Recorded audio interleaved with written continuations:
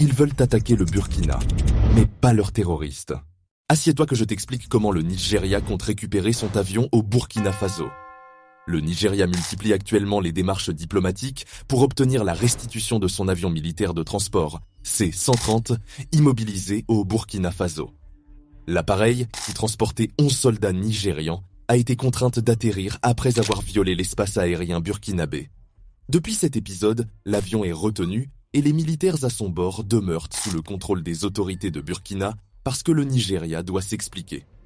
Et face à cette situation, le Nigeria adopte officiellement un discours mesuré, privilégiant le dialogue, la négociation et la recherche d'une issue rapide et apaisée. Le Nigeria insiste sur la voie diplomatique, conscient de la gravité des enjeux et des équilibres sécuritaires.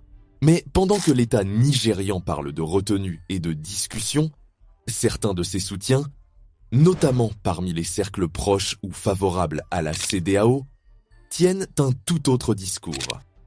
Ces derniers appellent ouvertement le Nigeria à sortir les muscles, à faire une démonstration de force, voire à envisager une action militaire directe contre le Burkina Faso.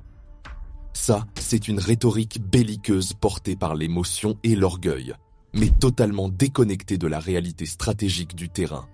Mais je vous pose la question, pourquoi ces mêmes voix ne demandent-elles jamais au Nigeria de sortir ses fameux muscles contre les groupes terro-terro qui ensanglantent quotidiennement ses propres territoires? Pourquoi cette énergie guerrière ne s'exprime-t-elle pas face aux terro-terro qui ont deuil des villages entiers, qui éliminent des innocents et des soldats nigériens?